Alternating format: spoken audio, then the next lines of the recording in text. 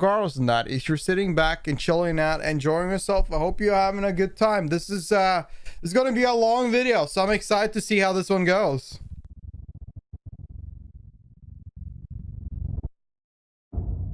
In the state of Kentucky, there is a cave that every now and then demands a sacrifice. January 30th, 1925. A man walks towards the cave with a kerosene lamp in his hand. Interesting. He hangs up his jacket and ducks Where? into a 5-foot. Where does he hang it up? Why is there a hanger in the cave? Is narrow. He has to drop down on his hands and knees, crawling through a passageway filled with jagged rocks and choking dust. Get on your knees. Then down a chute he had cleared out months earlier.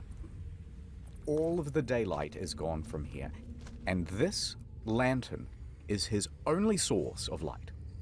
Ignoring the loose limestone rocks perched directly above him, he is... I just want to say one thing. I don't have a massive fear, but I am scared of going into caves like this. Because you know damn well there is always a pretty good chance for you to be locked in that cave. I am not touching caves like this. There are so many stories of people being stuck in caves like that I'm just not touching it. Is now 100 feet in, and here he reaches the turnaround room. Now they call this the turnaround room because this is the juncture where even experienced cavers say no thanks and turn around. Because to continue on means going through this. The squeeze. Exactly. This is the thing. And they get always stuck in this. Or that squeeze gets locked in. I think I know of this story without the internet historian. I've heard many stories like this. I think I know which one this is. A gap in the stone of only 9 inches. Rivers of bad poo-poo. Is a subway song. Going through, he would look exactly like this. Yeah, that is His arms will need to be completely at their side, and he will need to exhale so that he can reduce the size of his torso. Gradually, bit by bit, he disappears into the hole. I have one question. Why? Why would you do this? Like, why? I don't get it. His clothes are caught on sharp gypsum crystals, hooking into him and threatening to hold him in place. But using his feet like paddles, he pushes through. He reaches a wider opening at the other side, then crawls forward towards a ledge. Illuminated here is a 10-foot drop. A rope is already secured around a boulder, which allows him to rappel down. His worn-out leather shoes touch the ground. Is there like alien, like... This is as far as he can goddesses down here? And it is time for work to begin. That's the only reason I can see why. What he is working on is another opening. At the moment, it's too small for anyone to fit through. But he will chip away at it until he can shove himself right through the other side. Because on the other side is this. A magnificent and otherworldly cave structure that will be irresistible to tourists. Every day for months, he has been removing rocks from this crevice. To him, this is all just routine. So he eases further into the gap. Carefully, he contorts his body through. Rocks compress the sides of his torso so close that his arms are pinned to the side of his body. He once again paddles his feet to inch down. Then, about halfway, he stops. The lantern. It's starting to dim. He will need to go all the way back to the surface to refuel the thing. Oh no. He sighs. He slowly shuffles back out, pushing the lantern with his shoulder. Then, oh no. Ding, crack, darkness. No! He has knocked over the lamp, and it has broken. No! Now, the man didn't panic. He had been caught in the dark before, and he could make his way back by feel alone. So he continues worming out, leveraging his foot against what he die right there. Is give the up. cave wall. But that is not the cave wall. That is in fact a rock protruding from the ceiling. As soon as he puts his weight against the rock, it breaks loose. A solid piece weighing 15 kilograms lands directly on his ankle. It aches. But he's okay. It doesn't feel as though his ankle is broken, just badly bruised and caught underneath the rock. So he shuffles to move the rock away. Suddenly, gravel. A lot of gravel. It falls onto his feet, his legs, his torso, and the weight of it all forces the wedged rock deeper into the gap underneath his foot. Bro, I am getting anxiety just watching this video. He tries to inch backwards. He cannot. He is stuck. This is Sand Cave. This man is Floyd Collins. He is trapped in absolute darkness, 60 feet deep below the earth, all of his limbs held in place at the very bottom of this.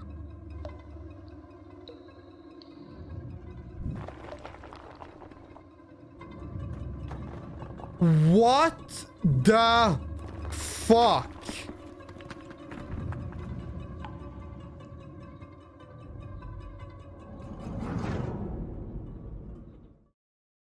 But before I tell you what happens next, that is long. ad time. Speaking of people trapped in a cave, World of Tanks. Okay. World of Tanks is not only the best game I have ever played, it is the only game I have ever played. It's like cars, but tanks. Picture this. You're a hot Wow. T-34-85M. I and can't you've just believe joined it. a battle because some Cromwell bee tank-bagged your entire family. It's time for revenge.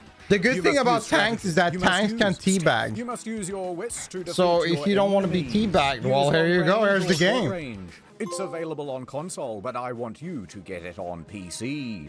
Imagine a world war, but there are tanks involved this time. Yeah, Wow. now you get it. When you've seen as many messed up tanks as I have, you get a little cynical about the world. My God, I'm gonna be sick. Look at all the different tanks. You can collectimize and customize them all. Massive battles where you can constantly team kill and ruin other people's good time. What the f***? I'm on your f***! Did I mention it's historically accurate, especially the Japanese robot tanks? Ooh, look, the tanks are kissing. Progressive. Use the invite code TANKMANIA and get the Excelsior 250k credits. Other stuff. Go to the link in the description and use the invite code TANKMANIA. Oh wow. Anyone want an ERP in World of Tanks? Then, on a second monitor, you'll watch the next hour of this video while you play the game. Perfection. I'm contractually obliged to say thank you for Listen, now that requires me to download the game, make an account and start up. That requires me to stop the video. I'm only stopping the video to talk more. a friend. Sarge, no! Tank's empty, kid. Go on without me. No, use your repair consumable. It's too late, kid. Tank care of my family for me. No. Wow. Get it. Add over. Collins is still in the dark, unable to move. His left arm was pinned underneath his torso, his right wedged by the rock ceiling above.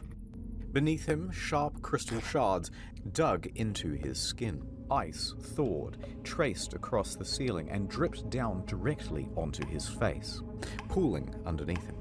The water was a consistent 54 degrees. Floyd tried to breathe calmly in the concentrated dark. When he did attempt to shuffle, more gravel and rocks would tumble from above and pile onto his feet, so nothing would work. He clawed at the cave walls. Imagine if we touched tips in the World of Tanks. There was only one option left.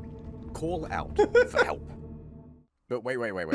Who is Floyd, and why did he even go into a dangerous cave? Floyd has been exploring the caves of Kentucky since he was merely 6 years old. And as he grew up, he gained a reputation for being a very daring caver. He would dive into some hole on one side of town and emerge miles away on someone else's property. So when the people say that in our generation, you know, like when you were like fucking, I don't know, like 2 years old and your mom said stop playing video games, go outside and hang out with your friends. Like, I feel like this is like where people were sort of figuring out what the hell they want to do and have like a little bit of fun outside. They would do crazy shit like that, like going into a cave and nearly dying. I feel like this time is a little bit better because you're sitting in the comfort of your home. He grew up and he became embroiled in the Kentucky Cave Wars. Now, there's way too much to go into here, but the summary version is there's this huge network of interconnected caves. You have the cave mafia. It's actually the largest cave system in the world. And there's a city. Are you getting right into my cave, eh? Cave City. Get out of here, eh? So, of course, there are dozens of cave entrances on private property all over the place. Now, farmland in this region has very poor soil, and things do not grow well here. So, cave tourism as a source of income quickly became the prominent thing. This However, is the underground business. Very large Get number it? of caves, Okay. but there are only a limited number of tourists. So competition rapidly escalated.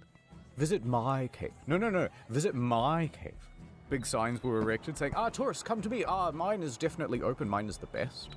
But then competitors would respond by saying, hey, by the way, we're open, but don't go to that one over there. It's really shitty. In fact, it's dangerous. This kept going further. By the end, they were blocking off the trail to each other's property, beating each other in the streets. The closer right, so no worries. Thanks for hanging out. I rest well. Policemen. I see we live in Asia then, if that's the time. That one, no, it's Thank you for hanging out on the recommendation. Despite the fierce competition, Floyd found a cave on his property and he started advertising it to tourists. Of course, very few came. All right, he thought, what if I found something really special and unique? Then surely people would have to come to my cave to see it. So, yep, come and see my cave, boys. Until he found this. It's on Broadway right now. Ticket $20. And when you were in there, it felt like a completely alien world. But it was barely accessible. This small tunnel is the only way in. He would need to dig for months to open it up to tourists. But he knew he could do it. Back to the competition. They knew the value of this cave. They knew the potential. They wanted it for themselves, and they wanted Collins gone. One time, 5 of them just wandered onto Floyd's property and demanded he hand over the lease. When he refused, they just started beating the shit out of him. This only stopped. That's how you deal with business. Homer marched out with a shotgun and chased them all off.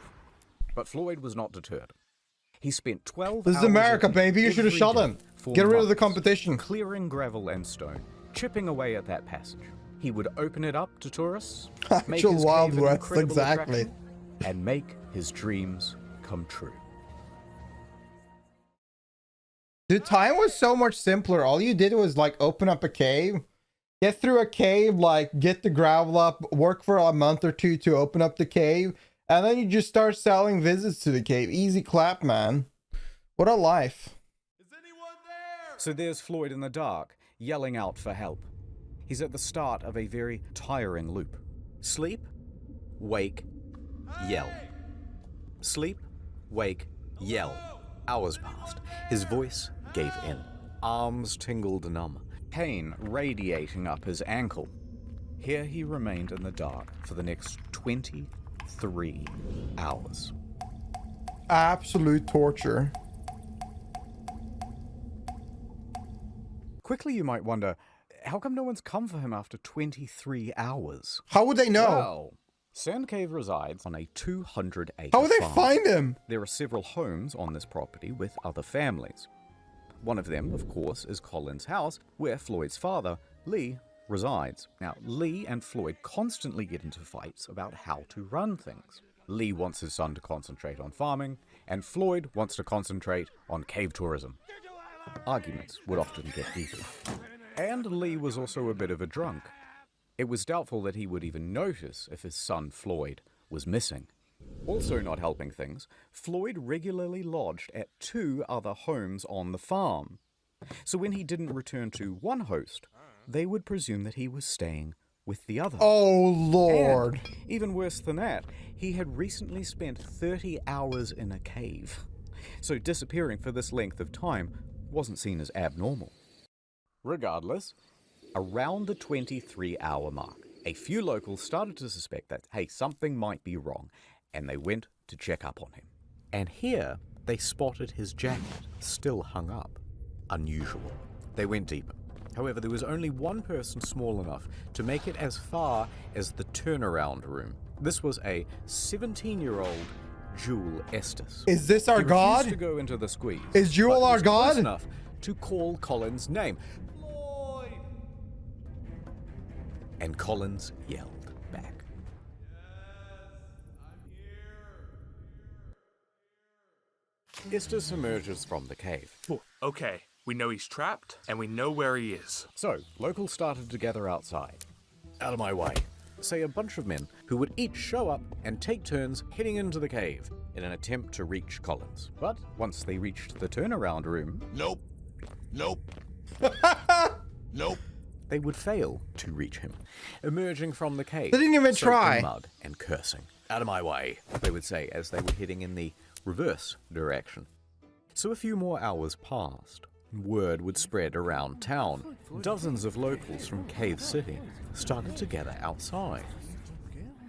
Just get one of these bitches need to be ballsy enough to Over go in in. Louisville, Floyd's 22-year-old brother, Homer, he gets a phone call. Get a gun. Hello? Shoot the cave. I see. Problem solved. My brother. He's trapped in a cave? I'm on my way. Homer jumps on a coach and makes his way to Floyd's cave. DPS it down. If the cave Homer is dead, struts up how to the is it scene. gonna hold him Dozens down, of men huh? are standing around outside. He ignores them all and marches right into the cavern, still wearing his city clothes. He makes his way in, down the chute, through the narrowing passages, down on his hands and knees towards the turnaround room. And when he arrives, he does not hesitate. He squeezes into the hole, scrambles his way through to the ledge on the other side. He sees Floyd below and slides down to meet How him. does Floyd live? Floyd. Sup? Right, probably wasn't How that does he catchy. live? Oh, thank God you're here. Homer took a moment to shine his light around the area and assess the situation. It was not good. This rock formation is going to prove almost impossible to work around. Alright, so let's have a look. Floyd is here. The rock is here, pinning his ankle. He's surrounded by rubble, and there's a pocket of gravel above him, ready to fall. Dude, how do you live? No water, no food for 38 hours? There are only two viable ways of reaching Floyd and that gravel. Option 1, the most obvious, feet first. Take But a if you do rope this, around. No, you have to it's kind of squat, and your own torso obstructs access to the rubble. Otherwise, option 2, come down head first. That will give you better access, but you're trying to move hundreds of pounds of gravel upside down.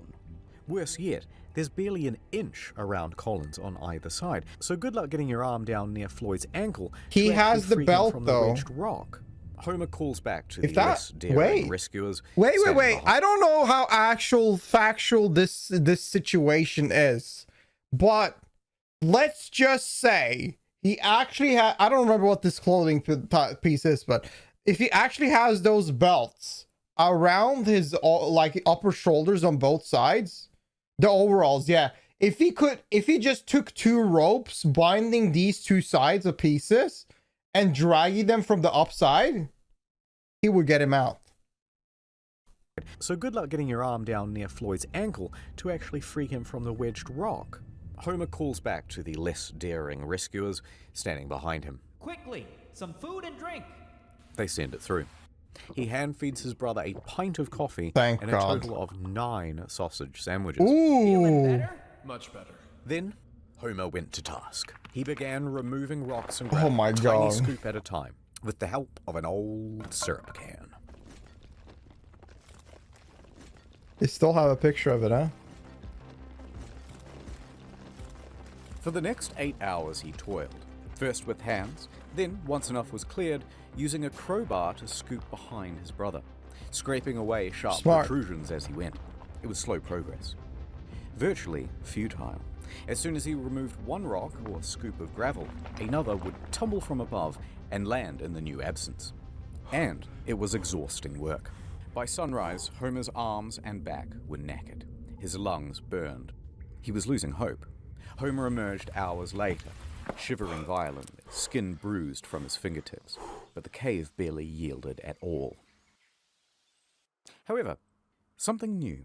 By the time Homer reached outside, he was greeted by a sea of approximately 100 men and women standing around, drinking, squabbling, and talking big game about how they too were going to save Floyd. The press was also present to help people gawk But from they're afar. not doing shit. Homer recuperated at a small tent near the cave's mouth.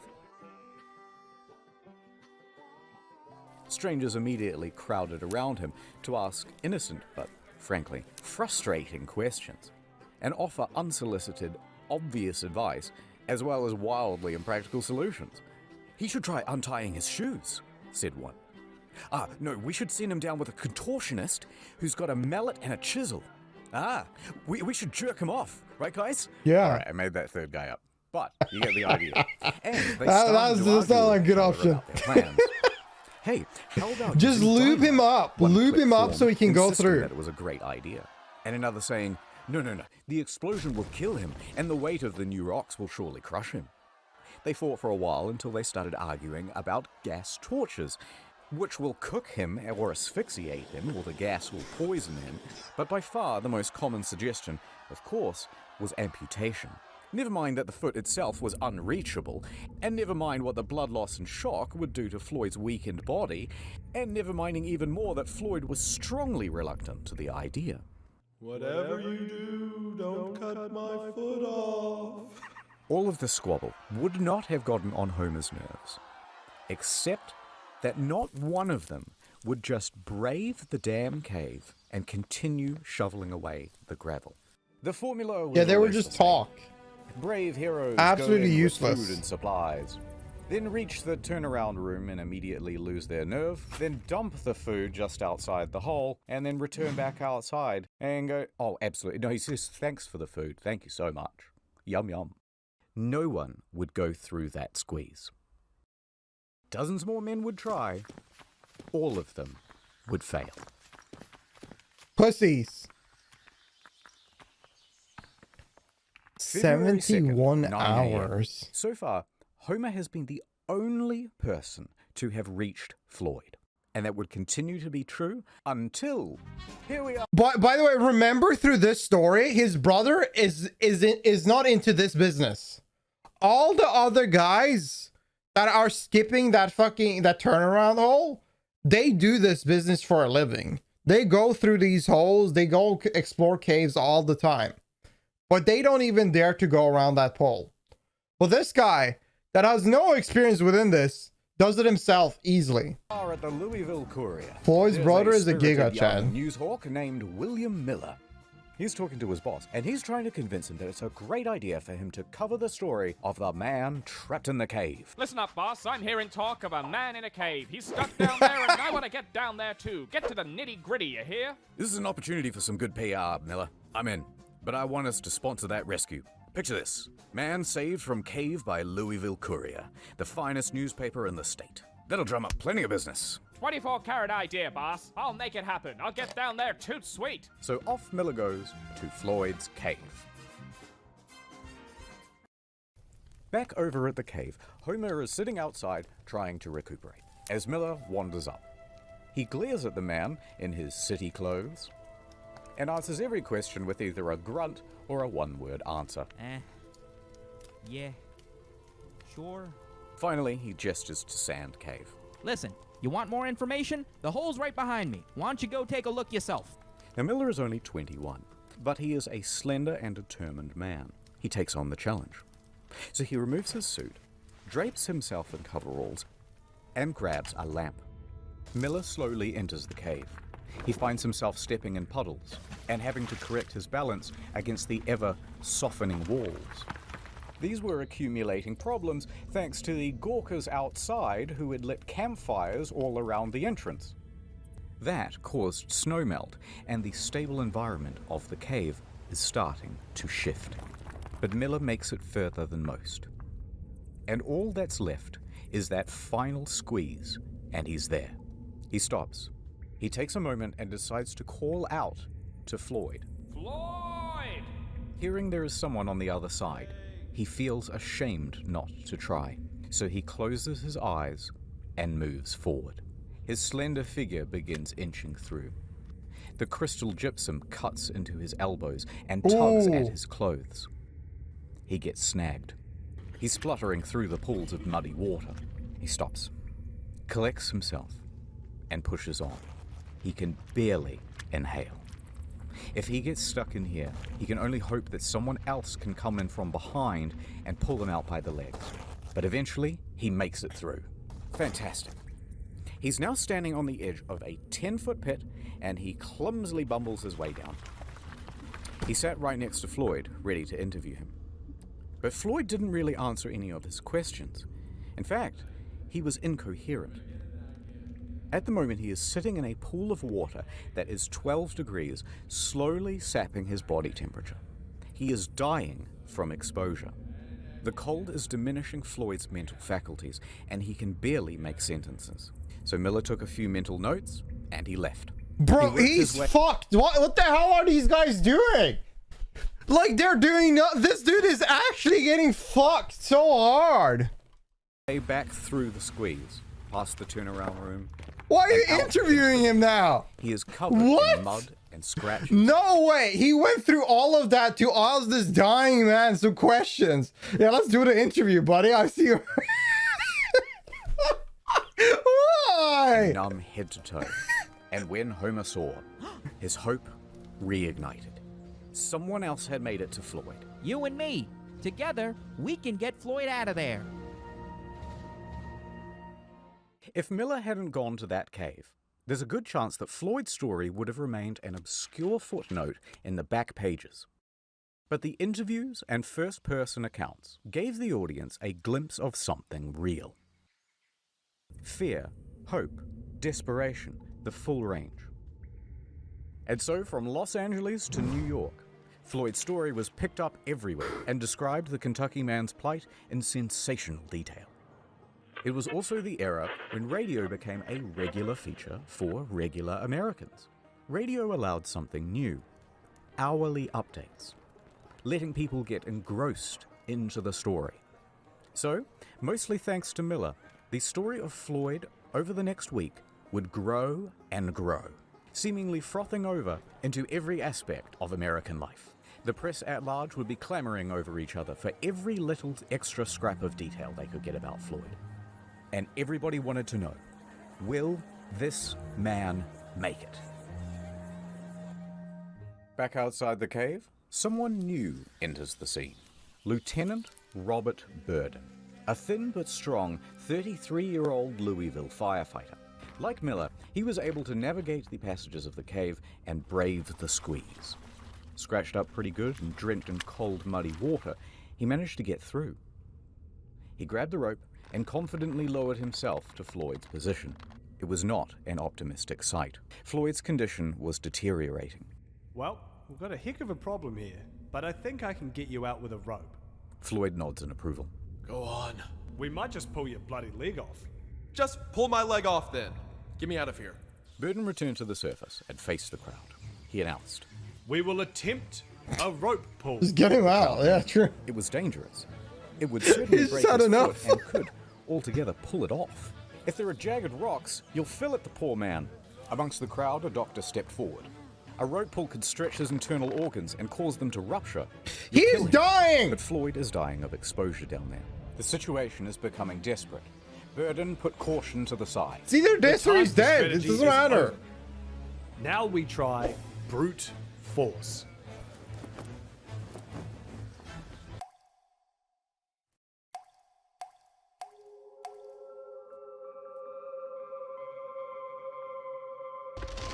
Bro, what the fuck? Holy shit, what's going on?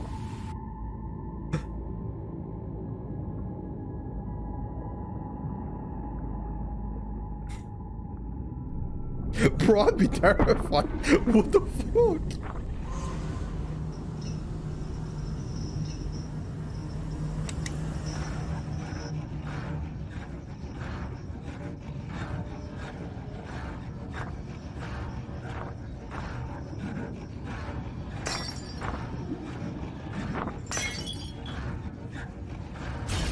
Floyd!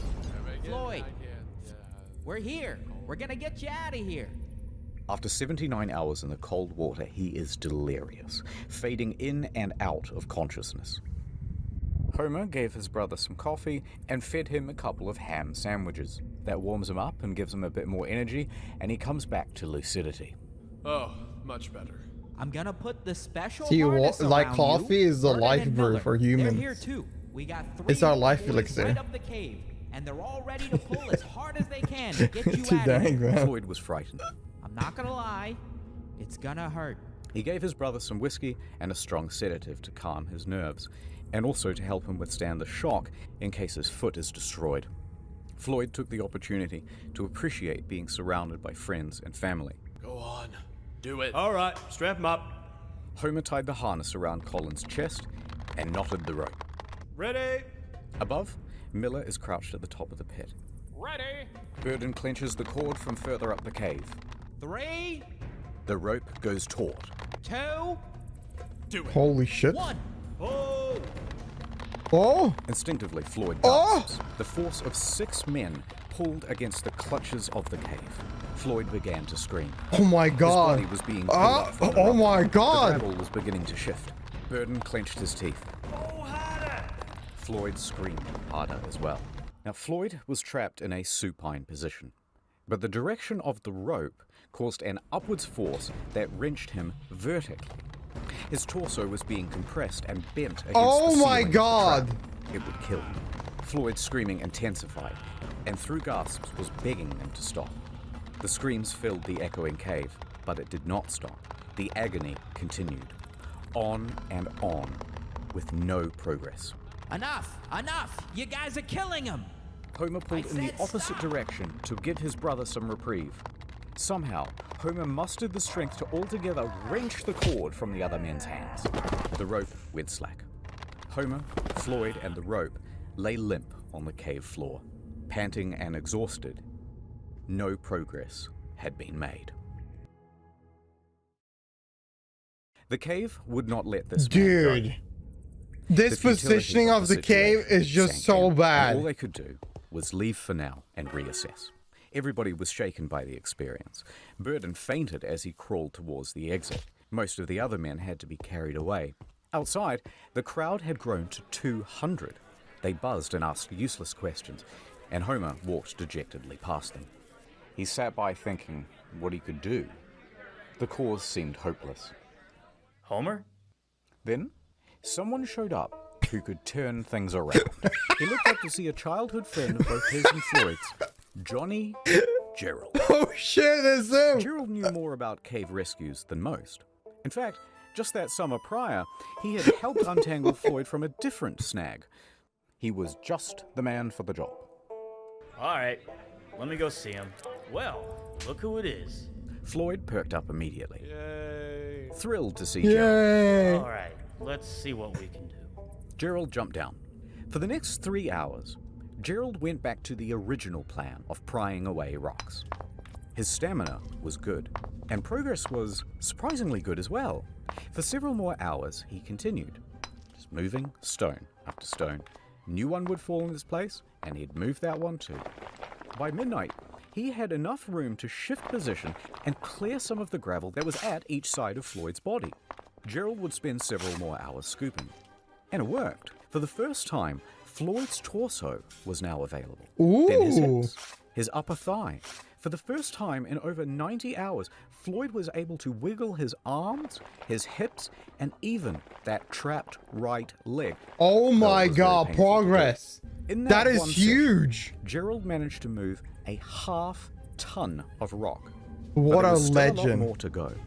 And that rock by his foot was still holding him in place. By 2 a.m., Gerald was spent. He needed rest, and he was ready to head back outside. Floyd, tomorrow, you're gonna be a free man. Now here you might think that things will become straightforward. They did not. Now that space had been cleared, Burden became convinced that if he could get down that passage again, he could free Floyd with another rope pull, fate deciding No! with both feet or just one. But when Burden tried to enter the cave again, he was sternly rebuffed by the locals. They were playing gatekeeper. They had been specifically instructed to not let anyone in, and they were especially opposed to Bird in making another rope pull after word spread about the disaster of the first attempt. He tried to reason with them. Let me try the rope pull again. It'll work. Yeah, it'll work next time. Won't kill him. They shouted obscenities and shoved him in the other direction. Meanwhile, Gerald and Homer are incapacitated with exhaustion, and Miller was busy filing some paperwork for the Louisville Courier. Nobody else had the ability or the authority to take action, so Floyd spent all of that morning alone. Hello? Is anyone there? Help? Hey? Anyone out there? Word spread about Floyd. Miller's reporting had been picked up by the AP Newswire, and they distributed it amongst their hundreds of partnered newspapers. For Miller, it would be the biggest moment of his career. But he didn't stop to pay it mind. He spent the day hatching a rescue plan. Miller descended into the cave and set to work. When he entered, he found that the team before him had strung light bulbs all through the cavern, leading all the way down to Floyd. Very handy. A bulb was also put around Floyd's neck to keep him warm and make sure that he was never again left in the dark. Miller popped down to Floyd. Ah, Floyd, fancy seeing you here, buddy. Reusing that syrup tin, he started offloading gravel into buckets. Those buckets were then passed up and down the cavern. And so it went on for the next 2 hours. Miller stopped for a break. He took some bread, milk, and whiskey, and sharing it with Floyd, they started to get to talking. Floyd had been in that cave for over 100 hours now, and seeing everyone working together, Floyd was overcome with a sense of hope. Yeah, he must take a shit. He must smell bad. He must pee. He probably did just shit. He has to shit and pee all the time on himself. He probably doesn't even realize it because how fucked up he is at this point. I can feel that I'm to be taken out alive and with both my feet. I kept thinking, what would happen if the rock above me would fall? It caused me to shudder. I kept thinking to drive my mind to something else, but it wasn't much use. I couldn't do much to help those who came to help me, but I knew that a lot of people were willing to do all in their power. It gave me courage. Tuesday morning, I thought to myself, 4 days down here, and no nearer freedom than I was on the first day. How will it end? Will I get out? I couldn't think of it. I have faced death before. It doesn't frighten me, but it is so long. Tell them I am not going to give up. Tell them I'm going to fight and be patient and never forget them. What a man. God damn. Meanwhile, Floyd's story kept growing. Pedestrians would gather around what a corner store Chad, windows dude. to read the latest bulletins. The press began using giant typefaces, commonly only reserved for declarations of war. Churches in all of the nearby counties were holding services for Floyd. Theaters even interrupted their shows to update the audience. Now, at the time, President Coolidge was in charge, and his Secretary of Commerce was a geologist, Herbert Hoover. Now, Mr. Hoover followed the story very closely, and so it was likely that the president did too. Even Congress paused session to ask about the latest news from Sand Cave. By the end, the Floyd Collins incident would explode into the third largest non-political story between World War I and World War II. All of this excitement brought an inundation of people to Cave City. Old population, 690. Yawn. New population, 10,000. God damn. Hotels ran out of food. Residents turned their homes into makeshift hotels, charging sizable premiums to let people nap in their bathrooms. Hey, there's business. There's The banks business. quickly ran out of on-hand cash, and 4,500 automobiles impatiently sat, backed up for 2 miles from 20 different states to drive onto the Collins farm and turn their pristine green pastures into swampy parking lots. Deep below all those tourists, there's Miller, trying to free Floyd. Alright, a little bit of setup. Floyd, Miller, some remaining rubble, rock. For anyone to lift the rock by hand would be impossible because Floyd's body obstructs the hole. Miller grabs a crowbar and shoves it through the gap. Now he's going to lever it off Floyd's foot. Cool. The crowbar is now wedged against the rock. Next, he takes a jack. He positions it on top of the crowbar so that it will be forced against the ceiling. However, problem. That jack is too big. It doesn't fit. Miller yells up the tunnel for a smaller one, but this took some time. And when it arrived, too small, won't reach the ceiling.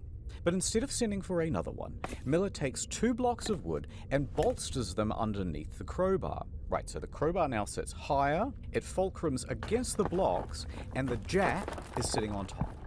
All Miller has to do is expand the jack, which he will do using this spanner, holding it at the very tips of his fingers. Wow. Sounds easy.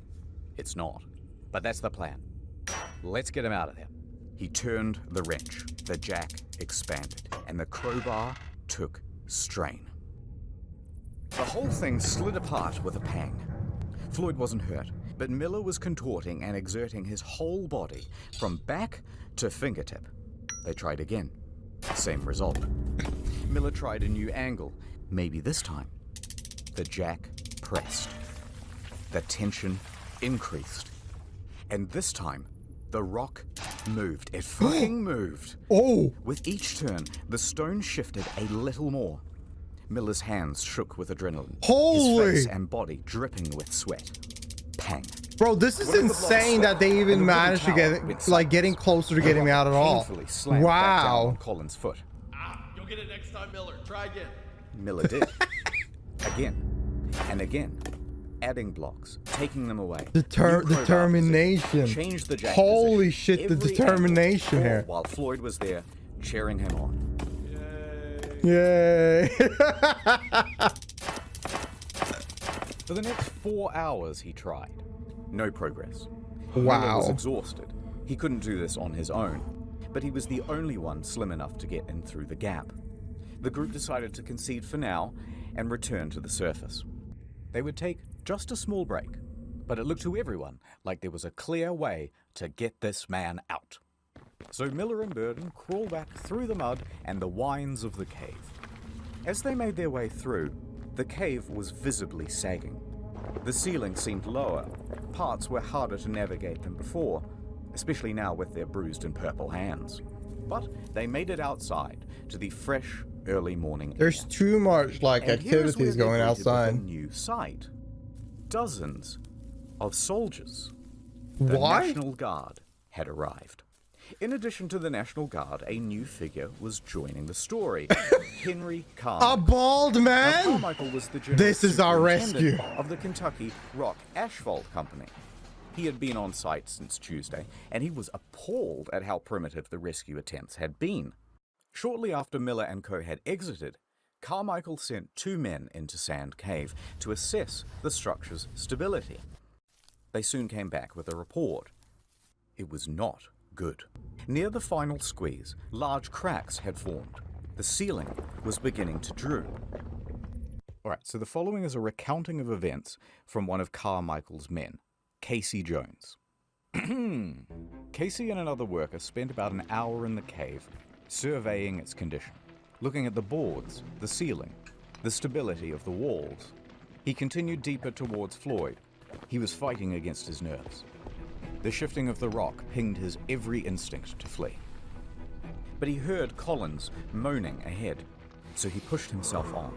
He managed to make it through the squeeze and he arrived at the 10-foot pit. Seeing Floyd trapped, he tried to ignore the pebbles that were tumbling behind him. Please, come down. I can't right now, Floyd, but I will when I get back. Behind Casey, his partner is begging to leave. Below Casey, Collins is pleading for help.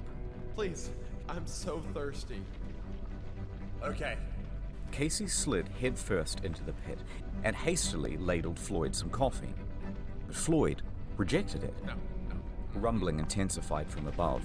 And in that moment, Yeah, it's just Casey getting way realized worse. that this was not a plea for sustenance. Floyd knew that a cave-in was inevitable.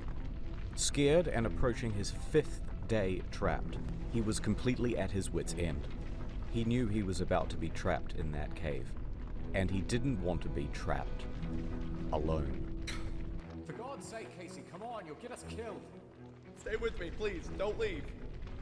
Oh Casey no. looked into Colin's eyes, set the coffee down, and pulled himself out of the pit. He wiggled underneath the sagging ceiling and crawled towards the turnaround room as fast as his limbs could scramble against the cave walls. He looked back to see the passage closing like a maw. Reflections from the bulb shining around Floyd's neck were no longer visible. No. Instead, just sobs could be heard No. muffled from behind the rocks. After all of that work, man.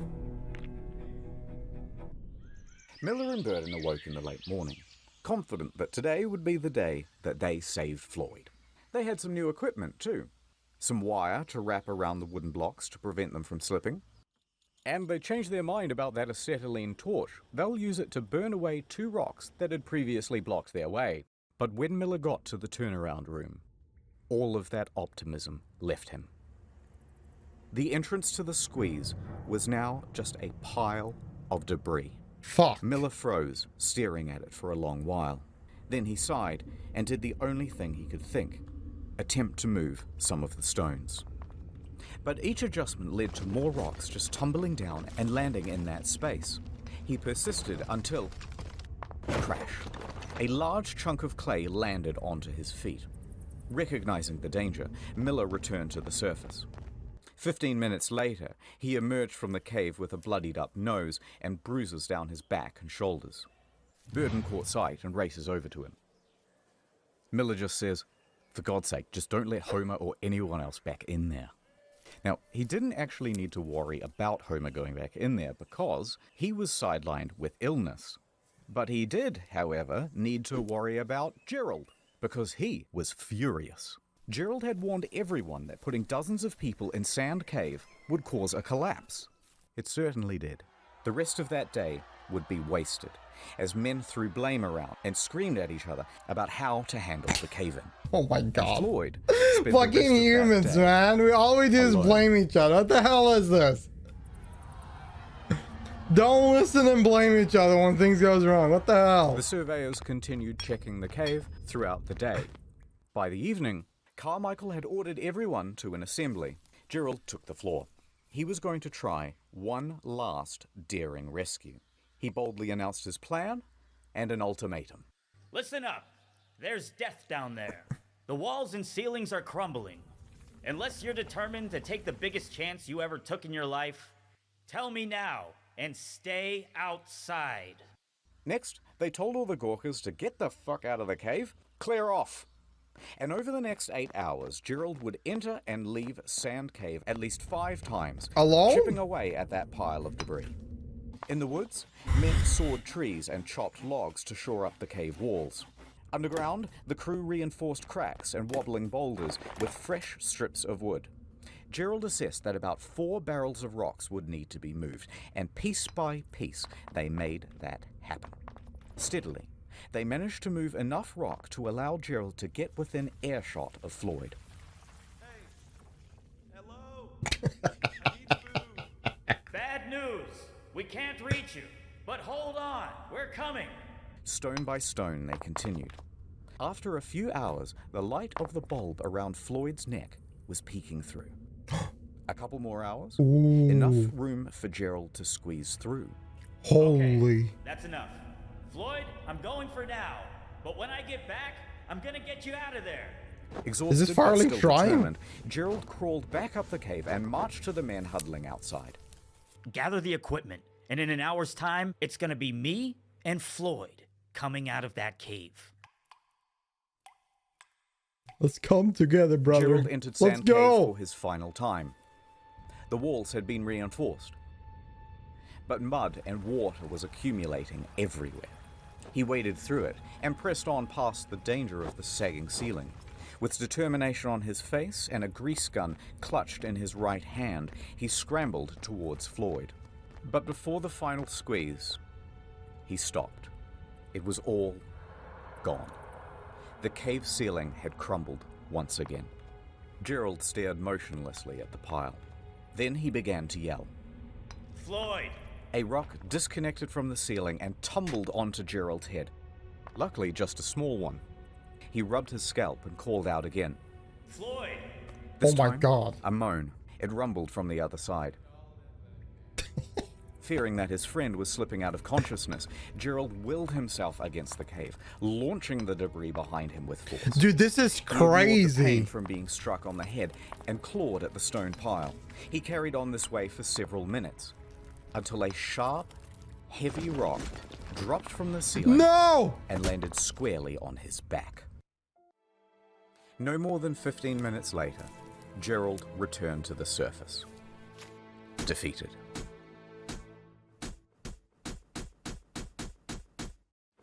Only after the cave-ins did they start to think about all of the things that they could have done. Wait, why didn't we rig a portable telephone line? That would have been incredibly simple here in 1925. Yeah, why have we been running in and out to deliver updates? Why didn't we give him an AM radio? He could have had something to listen to and receive messages. Yeah, of go listen support to from the music. public. Wait, why don't we rig up a tarpaulin so we could lift his torso up so he wouldn't be slowly dying of exposure? Oh God, why didn't we run a feeding tube? That's also a technology we have in 1925. All too late. Now what? The one route to get to Floyd is closed forever. That meant two options. Number one, capitulation. Surrender him to the cave. Or number two, dig down from directly above Floyd. Now, the prospect of digging from above seemed almost fanciful. At least, it did in the beginning. But luckily, they had some help. Owing to Miller's reporting, Floyd had become practically the most famous person in the country. The rescue had become a high priority for the governor of Kentucky. Lieutenant General Denhart enters the scene. He's been updated on the situation. Blow it up, and following boys! shortly behind him is a small army of miners and engineers. A small army of miners. The despondent crowd. Gentlemen, I am here on behalf of the governor. The purse strings of Kentucky are open. Take this blank check and bring that man out alive. Floyd Holy. in that cold, wet confine. I'll be honest with you. I don't get how he's still alive. Like, I get he's been receiving some food here and there, some coffee and whiskey, but I don't understand how he's still alive. It doesn't make sense to me. Like, how the human body is so fragile. How the hell is he alive after all this? Have imagined the scale of the operation that was going on 55 feet above him. Throw money at it, Authorities it will assumed solve control itself. of Colin's rescue. Throw money at it. Denhart gave Henry Carmichael the lead to dig, and Carmichael raced to get to work. He enlisted his employees, his fleet of expensive high-tech machinery. Professional groups were brought in from all across the state. Local townspeople were mostly excluded, and for the first Yeah, get time those shits since out of there. Collins had been trapped, work was now about to go ahead in a systematic manner. Everyone knew the plan. Everyone had something to do, and everyone was working fast. But just as hopes were rising, they were once again dashed against the rocks. They had all of this state-of-the-art machinery shipped in and assembled by the engineers and rearing to go, and it was all worthless. See, the problem is, the cave drew air into it.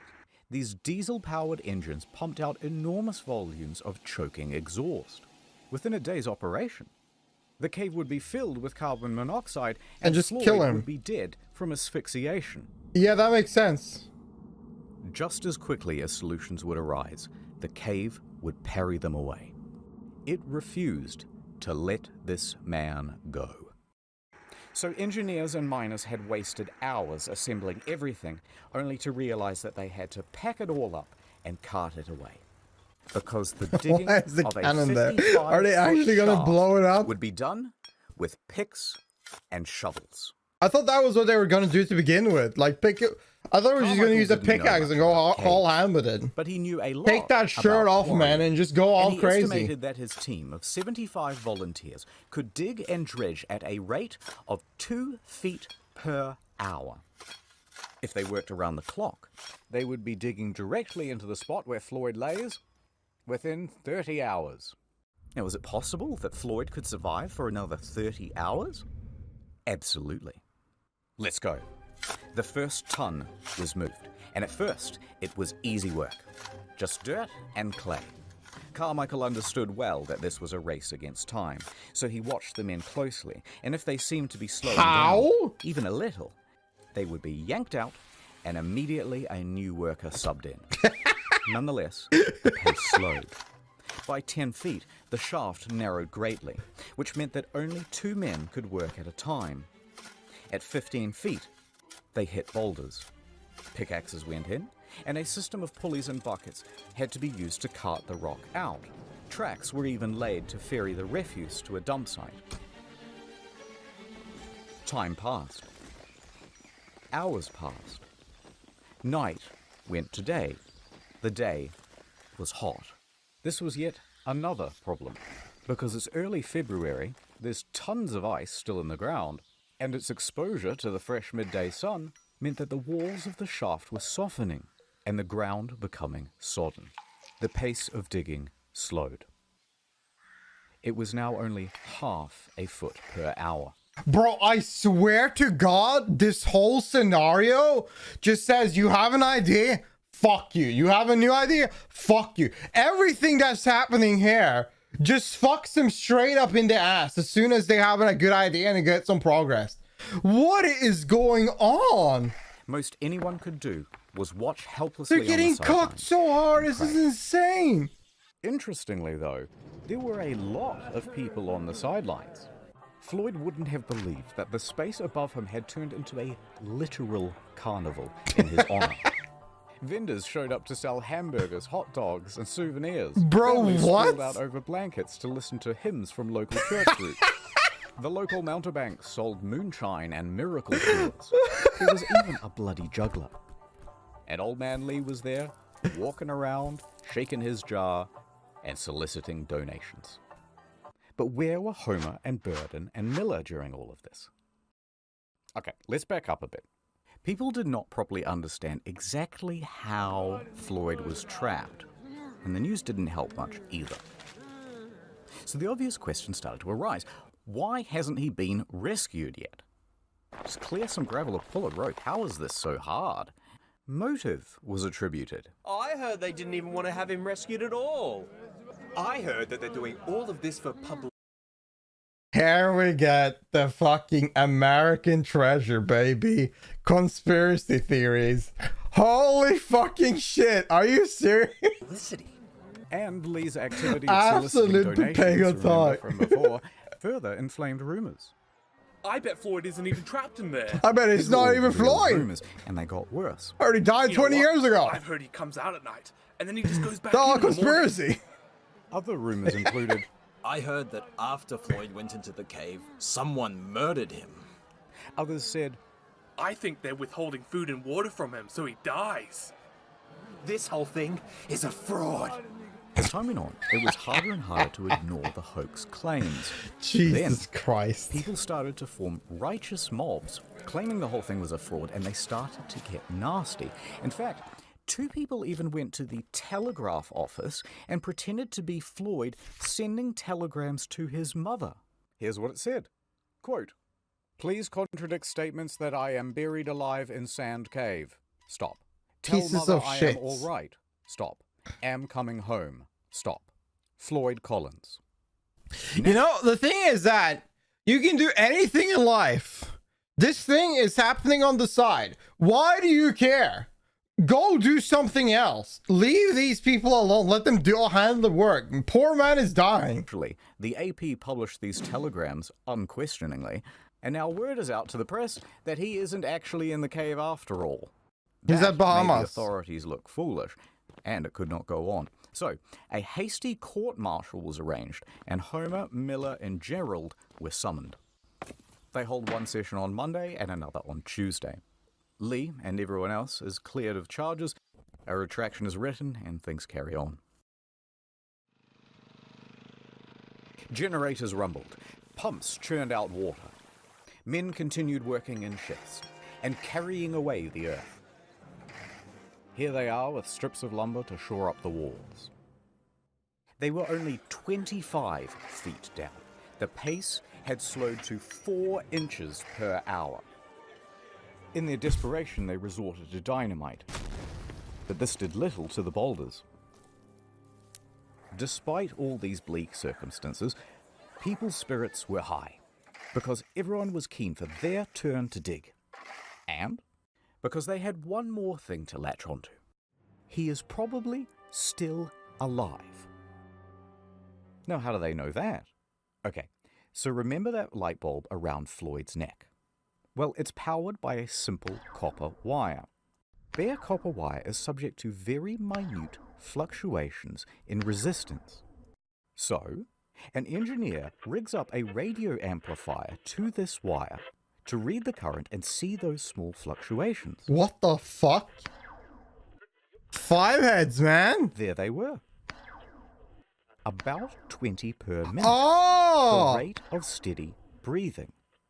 As his chest expands and contracts, they can read it from this device. And so, they kept going.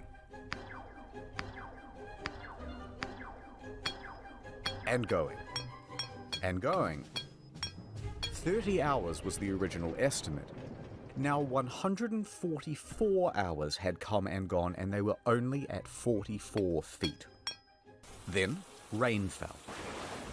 Rain that mixed with dirt to make mud. These are the 1900s generation of RuneScapers, man. The fucking people in RuneScape mine like for 3 billion years. They never stop mining. They mine like they go back and forward. I have not seen. Don't know if you played RuneScape before, but your inventory gets like filled in like fucking 10 minutes. You have to go back and you go mine again, and back and mine again, mine again. These guys are going all ham. It's kind of crazy. Ice which expanded. The rotation, the moves, the way they handle the pickaxe. They continued. It's kind of crazy how this has worked out. Hours passed, and they were getting close. But it was now 15 He's been there for days 200 since hours, first stuck 360 in that cave, hours. and people had mostly lost hope. 360 hours was tempering down. Visitors began clearing out from Cave City. Many still held on to hope, but their final lifeline, that light bulb, had burnt out. And it wasn't possible to do any more readings on the radio amplifier without it. They're so close, though. No one knew if Floyd was still alive. But it's so close. Oh.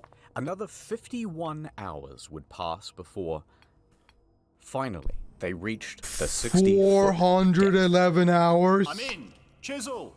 A chisel is handed down.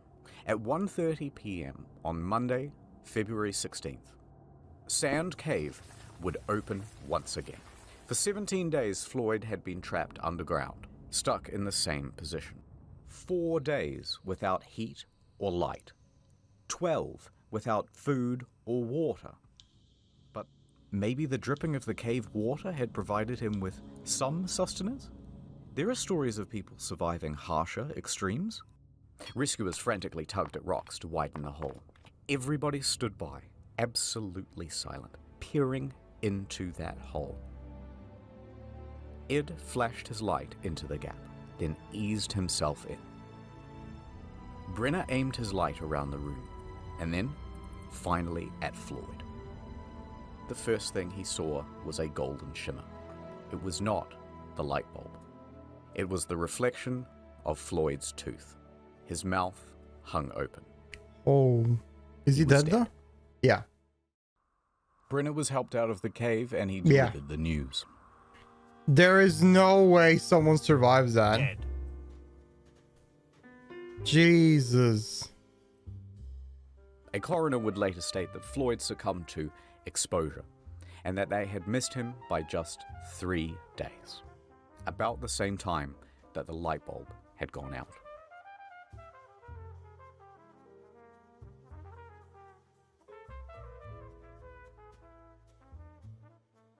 But what would they do now with the body? The shaft walls were ready to fall inwards, and risking lives to remove a corpse was seen as just irresponsible. So the following morning, officials made a decision. Floyd would be entombed where he lay. The cave would keep its victim. To be fair though, this cave like literally ruined every opportunity they had. That is so unfortunate. Everything that happened to Floyd here was so unfortunate. If anyone would say fate was a thing, like somehow fate, like I would say fate somehow really wanted Floyd to be down there. Because this is insane. Like everything went wrong. That it's insane. I am so surprised though that he managed to survive for so long. This is such a sad story. Holy shit. What did they do? The next day, blow it off the map. The town emptied of people, and the shaft with Floyd at the bottom was refilled with soil. But that's not quite the end of the story. But if you hung on for this long, keep holding on, because things are going to continue to get interesting. Floyd woke up! He woke up from the dead! No. First, let me do a wrap up of cool. where everyone is and all that stuff. Context. Our first necromancer. The Collins family already had financial hardship. Locals saw Old Man Lee scouring the rescue site for glass bottles.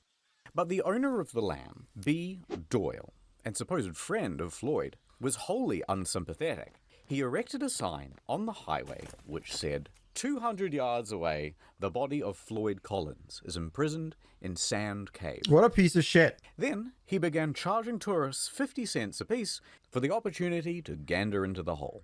It's 100 years later, B's dead. Let's call it even.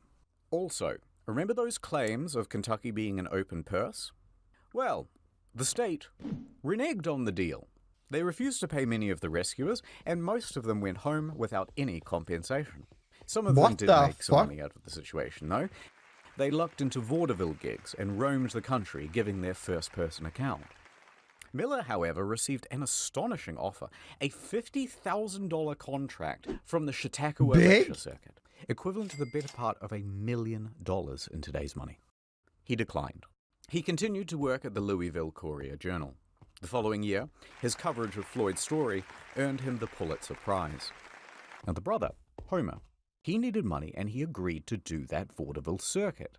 He stood on stage and regaled the audience about tales of his brother, their childhood, and the tragedy. But Homer made it known why he was up here on stage trying to get money. He had a mission. I kept thinking of Floyd lying in the muck, where he had suffered beyond our power to imagine. I would never have peace of mind if he remained there. He wanted the money to dig Floyd up and get him out of that cave. A couple of months later, he had it. Alright, so back to Floyd. April 17th, 1925. 7 miners showed up to the scene. They began to dig. Within a week, they had arrived at Floyd. And this time, they approached from the other side of the rock formation. That way, they could remove the rock pinning Floyd's leg. They lifted him up from his tomb and laid him down on the fresh air above. April 26th, 1925. Floyd was set to rest in the family cemetery. A stalagmite had been set as a headstone to mark out his plot. And there he lay. No, that's not actually weird. There's more? Okay, this is where it gets weird. 2 years later, 1927. Times have been tough for the Collins. So Floyd's dad sold Sand Cave to a dentist named Dr. Harry B. Thomas for $10,000. Now, Homer begged him not to, because at the time, the government was starting to buy up tons of land in the area and turn it into national parks. They had to pay at a very competitive rate. But Lee was becoming a bit old and senile by this point, and frankly, it's doubtful that he cared Fucking old about man. Homer or Floyd or anyone else for that matter. It's 100 years later, he's dead now, let's call it even. So, the point is, in this land sale with Thomas, Are anyone Lee in this agreed story to a alive? very odd clause. And that clause said, everything on that property belongs to Thomas. And should he wish, for example, to exhume a dead body and re-embalm it and put it on display in something really tacky like a glass coffin inside a cave, maybe, then that would be his prerogative. Lee signed yes. And Thomas did exactly that.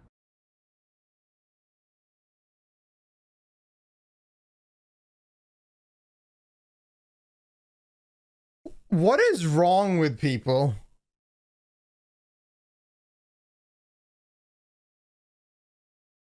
Bro. That is disgusting and sick. What the fuck? I hope this is. I hope that someone. I hope this. Some what kind of state or whatever the fuck said fuck no. Get that shit out. Put him in a grave and be done with this. Poor man, man. Floyd's corpse a tourist attraction. That's right. Two bits of gander come and wonder at the incredible dead man who died in a cave. But to add insult to injury, it worked. Visitors returned to Sand Cave to gawk morbidly at Floyd. Within a few months, Thomas had turned Lee's failing farm into a successful business. Is this something to be proud about? The family's horrified. They try a number of times to get Floyd returned to them, including through the legal system. But somehow, incredibly, the judge ruled in Thomas's favor. And so, there he lay for the next 2 years.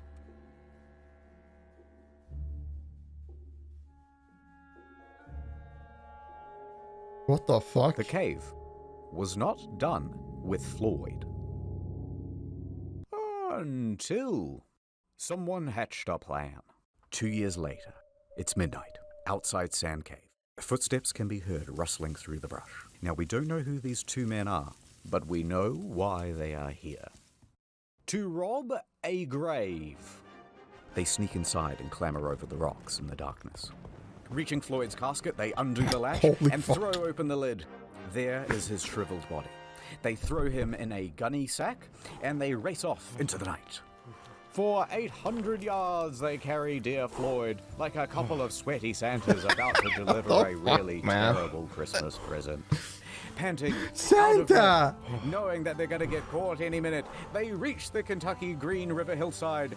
There's no time. With a 1, 2, 3, they launch his body towards the river, and Floyd goes sailing into the air, up, up, into the starlit beyond, and landing in a bush. Oh, God. The two men flee from the scene. What the fuck? Now, the next Floyd, morning, man. Thomas notices that the body of Floyd is somewhat missing, and he contacts the authorities. The police come, they dust the casket for fingerprints, and bloodhounds are given Floyd's scent and let loose into the hillside. A few hours later, they manage to find him, a tangled up mess near the river, but this time with a leg missing, that same one that was trapped under the rock. So, despite his protest, it had been amputated. Neither the leg nor the culprits were ever found. And while it would be nice to think that this was some well-intentioned duo that did this out of the kindness of their hearts to free Floyd, it's much more likely that it was an act of vandalism because Floyd was simply too much of a hot tourist attraction. The following day, Floyd was cast back into the cave, back into his box, and it was covered by a metal lid, surrounded by a metal chain, and locked with a padlock. He was now more trapped than he had ever been. This cave had spun fate once again to make sure that its victim would never leave. And so, time passed. Floyd's body would continue to decay. The rot from his body would eventually rot the casket too, and every decade or so, it would need to be replaced. A few years later, he was no longer on display, but even then, he remained in that box for many more years. In 1961, Floyd's cave was purchased by Mammoth Cave National Park, and it was closed to the public. There would be no more visitors. The entrance itself to Floyd's cave was closed with a steel gate and bolted, then welded shut. But the Collins family never gave up objecting to Collins' body being left in the cave. And here is where the story ends. In 1989, at the Collins' request, the National Park Service ventured into Floyd's cave. Continuing on a more than 60-year tradition, a team of people worked over the course of several days to remove him from the cave. They took him out, left the cave, locked it behind them, and laid Floyd to rest at the Mammoth Cave Baptist Church Cemetery. After 64 years, in Sand Cave, he is now finally at peace. The end. Thank you to Wendigoon as Floyd. If you don't let me out, I'm going to hire a gang of hitmen to come to your house and kill your family. Samito as Homer. The BTS meal McDonald's bag that has... Oh, I love BTS. Shut the fuck up and eat some BTS, bro. Ordinary Things as Miller. I'm enthusiastic, but would ultimately duck out the back exit. Rusty Cage as Gerald. Oh, well, hello there. Haven't seen y'all in a while. Welcome to my new home. And many kudos as Burden. Hey, buddy. You right down there? I can. A little sleepy? I can. Yeah. We get your coffee? Little cup of Joe? Little cup of Joseph? A cup of Joseph from a little sleepy guy? Also, by the way, in case you're confused about the channels, this is how it works now. All right, dude, that was an absolutely insane story. What an unlucky individual. This is insane. Even after death, he had to be haunted by this nonsense. I'm actually speechless. That was insane. I'm actually shocked how long he survived, but it's really sad to see that he didn't survive the whole thing. After all of this, there were so many unlucky situations that happened after they found the solution. It's just crazy. I bet they could have done this way better. Of course they could have done this way better. They could have saved him if they had a proper planning, and if there wasn't people partying outside the cave, they would definitely they would definitely not have the situation at all if it didn't cause that much of attraction. But I don't know, man. This is absolutely nuts. This is so nuts. Fucking Mother Nature and God. No, this was a literal situation where he was just not meant to leave. It is really sad though. But what a story! Wow, what a crazy story! Holy shit! I love this video. This was such a good video. This was such a good video. Wow.